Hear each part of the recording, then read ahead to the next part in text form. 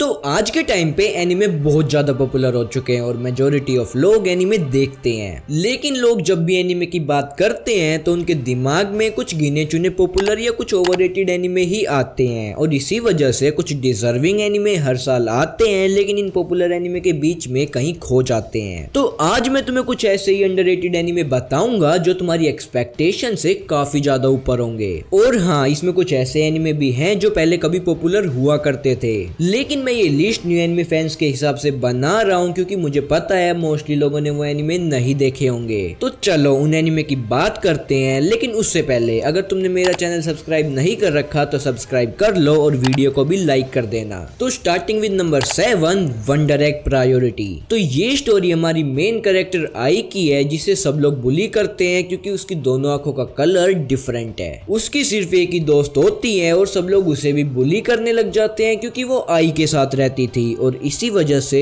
वो सुसाइड कर लेती है। अब आई बिल्कुल अकेली हो जाती है और डिप्रेशन में चली जाती है और स्कूल जाना भी बंद कर देती है। लेकिन उसे एक और चांस मिलता है अपनी दोस्त को वापस जिंदा करने का। एक दिन आई को एक मिस्टीरियस वॉइस सुनती है जिसका पीछा करके वो एक जगह पहुंचती है जहां उसे वंडर एग मिलता है और उसका यूज करके वो अपनी नींद में लोगों को बचा सकती है। तो अब आई को टास्क मिलता है कुछ लोगों को बचाने का और अगर वो उन लोगों को बचा लेगी तो उसकी दोस्त दोबारा जिंदा हो जाएगी। एंड ऑन हर जर्नी उसे रियलाइज होता है कि वो अकेली नहीं है जो किसी इंसान को वापस लाना चाहती है। तो ये है इसका प्लॉट, लेकिन यूनिक प्लॉट के साथ इसका जो एनिमेशन है वो काफी मस्त है। तुम इसका फर्स्ट एपिसोड देखोगे तो तुम्हें पता चल जाएगा मैं क्या बोल रहा हूँ। Number 6, skate infinity. तो ये एनिमे 2021 में आया था और इसके नाम से ही तुम्हें पता चल रहा होगा ये एनिमे स्केटिंग के बारे में है। तो ये स्टोरी हमारे मेन कैरेक्टर रैकी की है। रैकी बहुत टाइम से स्केटिंग कर रहा होता है और उसे स्केटिंग के बारे में काफी नॉलेज होती है। तो जापान में हर रात अंडरग्राउंड स्केटबोर्ड रेसिंग होती है और हमारा मेन कैरेक्टर रेगुलरली उसमें हिस्सा लेता है। लेकिन कुछ टाइम बाद हमारे दूसरे मेन कैरेक्टर लांगा की एंट्री होती है जो रिसेंटली जापान में शिफ्ट हुआ होता है। उसे स्केटबोर्डिंग के बारे में ज्यादा कुछ नहीं पता होता और रैकी उसे स्केटबोर्डिंग के बारे में बताता है। इसमें हमें दिखाया जाता है कैसे रैकी और लांगा दोस्त बनते हैं और साथ में स्केटिंग करते हैं। ये ही इसका सिंपल सा प्लॉट है। इसका जो एनिमेशन और कैरेक्टर डिजाइन है वो काफी कमाल का है। तो अगर तुम्हें एक स्पोर्ट्स एनिमे देखना है तो ये एनिमे तुम्हें ट्राई जरूर करना चाहिए। नंबर 5,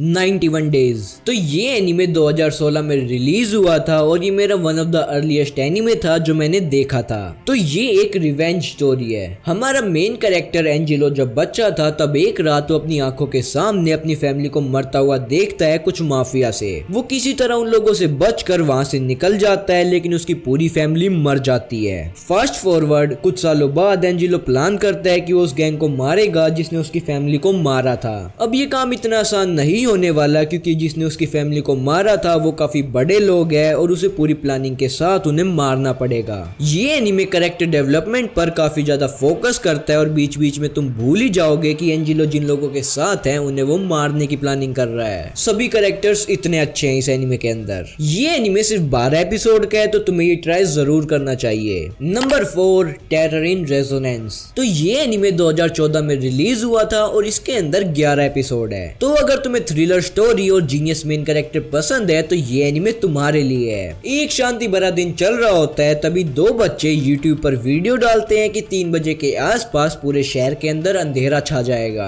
और सच में 3 बजे पूरे शहर की लाइट चली जाती है और एक बिल्डिंग में धमाका होता है। उसके बाद वो बच्चे दोबारा एक और वीडियो डालते हैं और बोलते हैं कि अब पूरे जापान में ऐसे ही धमाके होंगे, हमें रोक सको तो रोक लो। और उसके बाद सब लोग लग जाते हैं उन बच्चों को ढूंढने के लिए। इसमें ये बंदा मुझे काफी पसंद आया। ये दोनों बच्चे हमारे मेन कैरेक्टर है और हमें पता चलता है वो ये सब क्यों कर रहे हैं और उनकी बैक स्टोरी क्या है। ये मेरा one of the favourite anime है तो ये एनिमे भी तुम जरूर देखना। Number 3, parasite. तो ये एनिमे भी 2014 में रिलीज हुआ था और इसके अंदर 24 एपिसोड है। हमारा मेन कैरेक्टर शिनिची इजुमी एक नॉर्मल हाई स्कूल स्टूडेंट है लेकिन एक रात उसकी पूरी लाइफ चेंज हो जाती है जब एक पैरासाइट उसकी बॉडी में घुस जाता है और उसके राइट हैंड को कंट्रोल कर लेता है। फिर बाद में उसे पता चलता है कि ये पैरासाइट लोगों के ब्रेन को कंट्रोल करते हैं और पूरे शहर में बहुत लोग ऑलरेडी उनके कंट्रोल में होते हैं। जो पैरासाइट हमारे शिनिची के पास आया था वो भी उसके ब्रेन को कंट्रोल करना चाहता था लेकिन वो किसी तरह बच जाता है और उसके बाद वो दोनों धीरे धीरे दोस्त बनते हैं और शिनिची के पास सुपरनेचुरल पावर्स आ जाती है। तो अब आगे क्या होता है वो तो ये एनीमे देख कर ही पता चलेगा।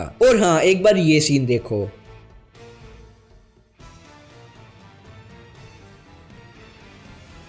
नाइन्टी 90% लोग इस एनिमे को इस सीन की वजह से देखते हैं, तो मैंने सोचा तुम्हें भी ये सीन दिखा दूं।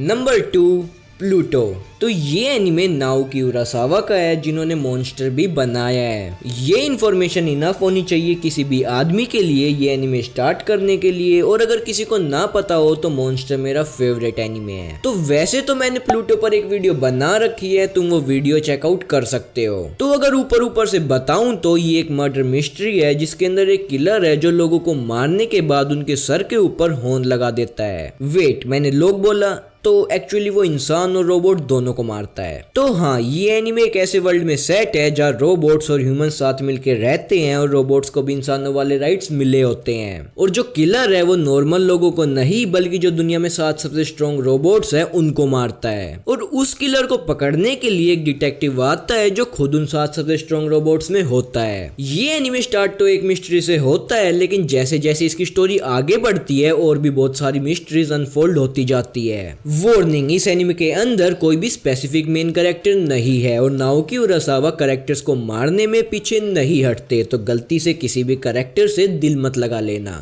फाइनली अब नंबर 1 पर आता है ओड टैक्सी। ये एनिमे 2021 में रिलीज हुआ था और ये डेफिनेटली उस साल का बेस्ट एनिमे था। और उस साल टोक्यो रिवेंजर्स और मुशोको टेंसेई जैसे एनिमे भी आए थे, तो उस समय से मैं इसे बेस्ट बोल रहा हूँ, तो पक्का इसमें कुछ बात होगी। तो ये स्टोरी हमारे मेन कैरेक्टर ओडोकावा की है, जो एक नॉर्मल टैक्सी ड्राइवर है और उसकी लाइफ में कुछ भी एक्स्ट्राऑर्डिनरी नहीं होता। लेकिन जैसे जैसे इसकी स्टोरी आगे कंटिन्यू होती है, ओडोकावा के साथ कुछ इवेंट्स होते हैं जिसका पहले तो आपस में कुछ लेना देना नहीं होता। और उन सब की शुरुआत एक हाई स्कूल गर्ल के लापता होने से होती है और उसके बाद ओडोकावा के साथ कुछ सीरीज ऑफ इवेंट्स होते हैं जो उसकी लाइफ को बिल्कुल बदल देते हैं। उन इवेंट्स में कुछ भी हो सकता है, लाइक किडनैपिंग और मर्डर। इसकी अपीयरेंस पे मत जाना, जितना एस्थेटिक देखने में ये लगता है उससे कई गुना ज्यादा ये डार्क और मिस्टीरियस है। इसकी स्टोरी चलती रहती है और हमें हिंट्स देती जाती है और आखिर में जाकर सभी इवेंट्स बड़ी खूबसूरती से कनेक्ट हो जाते हैं। और पता है उन सभी इवेंट्स में कॉमन क्या होता है?